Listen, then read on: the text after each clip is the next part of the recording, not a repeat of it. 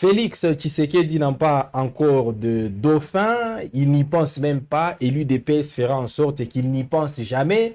En tout cas, c'est ce qu'on peut retenir de l'interview accordée à Jeune Afrique par Augustin Kabouya, cadre de l'UDPS, et qui s'est évertué en véritable porte-voix du président de la République, Félix Tshisekedi, en ce qui concerne les dossiers concernant les changements de la Constitution, mesdames et messieurs. Et pendant ces temps, la République démocratique du Congo est une nouvelle fois de plus amenée devant la justice des États-Unis pour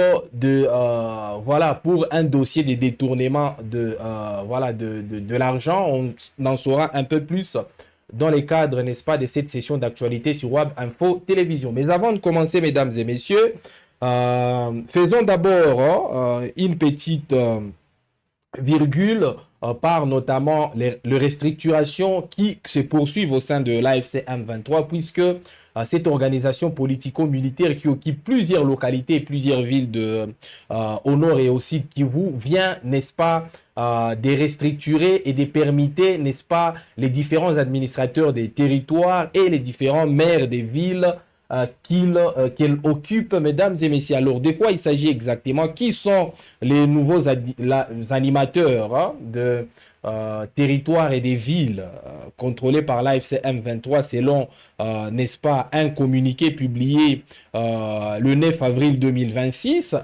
D'abord, le Katembo Ndalieni, pendant ce temps, vous serez en train de voir, n'est-ce pas, une image de ces communiqués.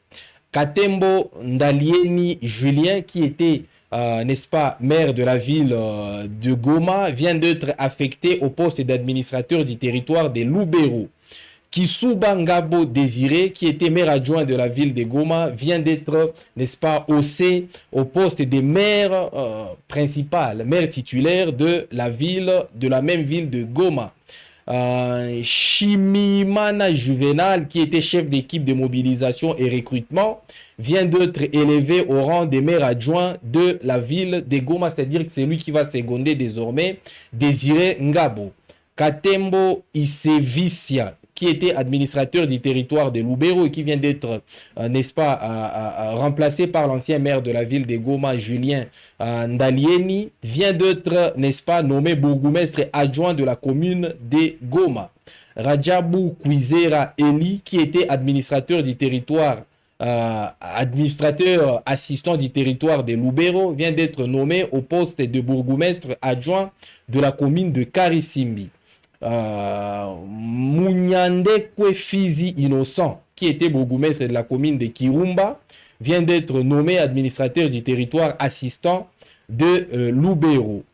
Kavugo Janine, qui était la bourgmestre adjointe de la commune de Kirumba, vient d'être nommé au poste de bourgmestre de la commune de Kirumba. Voilà donc ce qu'on peut retenir de ces nouvelles restructurations, mesdames et messieurs, au sein de l'AFC M23 qui contrôle plusieurs territoires et villes de provinces du Nord et des Sud Kivu, mesdames et messieurs. Alors, c'était juste une virgule, mais nous, comme je vous l'ai dit tantôt, nous allons devoir parler de l'interview accordée à Jeune Afrique par Augustin Kabouya, qui a notamment parlé de plusieurs sujets chauds, entre autres les changements de la Constitution, mais aussi il a répondu à la question de savoir si Félix Tshisekedi préparait un dauphin pour les remplacer, mesdames et messieurs. Alors il a abordé notamment les sujets liés à la réforme constitutionnelle et Augustin Kabouya a réaffirmé que l'UDPS est favorable à toucher la Constitution.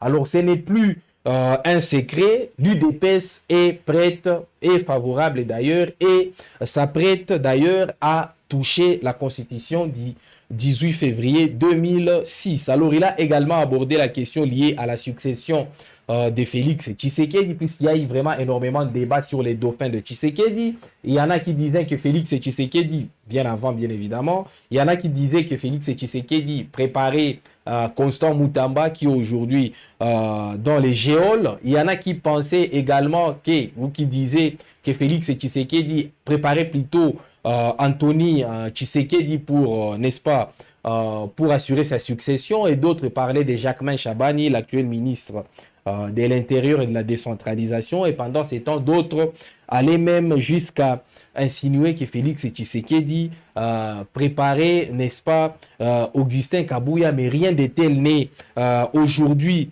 dans la tête de Félix Tshisekedi, puisque selon cette interview accordée à Jeune Afrique par Augustin Kabouya, Félix Tshisekedi ne pense même pas à préparer un dauphin, puisque Augustin Kabouya a dit ceci: on ne discute jamais de la succession du trône d'un roi quand il y est encore assis. Félix Tshisekedi n'appartient pas à l'IDPS, mais au peuple congolais. Voilà donc ce que Augustin Kabouya a dit. On ne discute jamais de la succession du trône d'un roi quand il y est encore assis. Donc, dès lors que Félix Tshisekedi est encore assis au trône, selon Augustin Kabouya, et il s'apprête d'ailleurs à s'y asseoir encore un peu plus longtemps, il n'est pas question, n'est-ce pas, de parler d'un quelconque dauphin. Alors, Augustin Kabouya a également parlé, n'est-ce pas, du changement de la Constitution. Si vous vous souvenez très bien, tantôt je venais de parler, n'est-ce pas, de son point de vue concernant les changements de la Constitution. Il a dit notamment que l'IDPS est favorable à toucher la Constitution. Donc, il a argumenté en disant ceci: il n'y a que la Bible qu'on ne peut pas toucher. C'est ce qu'Augustin Kabouya a dit.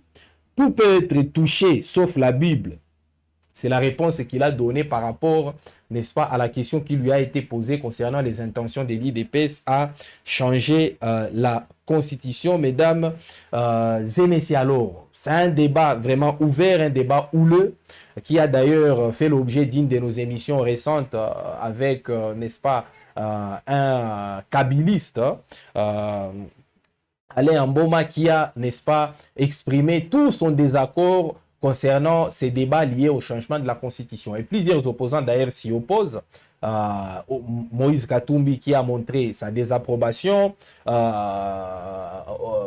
qui d'autre, Deli Sesanga a également fait la même chose, Jean-Marc Kabound a également fait la même chose, Denis Mukwege continue à dire la même chose. Donc tous les opposants quasiment font bloc contre, n'est-ce pas, les changements de la Constitution, mais l'IDPS vient de confirmer qu'elle est prête, et elle s'apprête d'ailleurs à toucher cette Constitution, mesdames et messieurs. Donc, ça ne fait plus l'ombre d'aucun doute, l'IDPS s'apprête à changer la Constitution. Alors, je vous ai dit en liminaire qu'on va parler également de ces dossiers noirs qui a amené une nouvelle fois de plus la République démocratique du Congo devant la justice américaine. C'est pour des raisons, n'est-ce pas, des détournements d'un montant estimé à 51 millions de dollars, mesdames et messieurs. Alors, c'est quoi ces dossiers? Il s'agit de deux sociétés américaines du droit américain, Race Holding Group, c'est une société d'abord congolaise, Race Holding Group, société congolaise, et Civilia Corp, liée à l'homme d'affaires français Guy Hazout, qui ont assigné la République démocratique du Congo devant la Cour suprême de l'État de New York. C'est une révélation faite par nos confrères de Africa Intelligence. Alors, qui réclame ces deux sociétés? Elles réclament d'abord environ 50 millions de dollars, triple dommage à intérêt, pour raison des non-paiements de contrats signés en 2018 et 2023 pour la fourniture d'ambulances au gouvernement congolais. Alors, les plaignants, c'est-à-dire ces deux sociétés, accusent l'État congolais et plusieurs responsables d'avoir manqué à leurs obligations, mesdames et messieurs. Alors, le montant initial, il y a vraiment énormément de débats concernant, n'est-ce pas, ces nouveaux dossiers qui consistaient à livrer des ambulances à la République démocratique du Congo, mais l'État congolais n'aurait pas payé, selon ces deux sociétés plaignantes, la somme liée à la fourniture de ces ambulances. Alors, pourquoi ça fait énormément de débats? C'est puisque, notamment, initialement, le montant initial de contrat était nettement inférieur. Certaines ambulances étaient facturées autour de 140 000 dollars par pièce contre une offre concurrente de 87 000 dollars par pièce, mesdames et messieurs. Donc, il y aurait eu concurrence et les autorités congolaises auraient choisi, n'est-ce pas, les clients les plus coûteux, l'offreur les plus coûteux. Alors, le non-paiement répété des contrats publics est souvent interprété comme les signes soit d'une mauvaise gestion, soit d'un enrichissement occulte fonds détournés ailleurs au lieu d'honorer des dettes. La RDC accumule ce type de contentieux international. Il y a eu notamment l'affaire des pays-services dont on avait d'ailleurs parlé ici, qui était estimé, n'est-ce pas, à un détournement de 4 milliards de dollars évoqués, n'est-ce pas, par Africa Intelligence. Voilà donc un autre dossier, mesdames et messieurs, qui implique la RDC dans un dossier, dans une affaire de corruption et de détournement des deniers publics. Donc la RDC est de nouveau signé devant la justice américaine, la justice à New York, pour être plus précis, pour, n'est-ce pas, s'acquitter des 51 millions de dollars qui étaient, n'est-ce pas, destinés à la fourniture d'ambulances.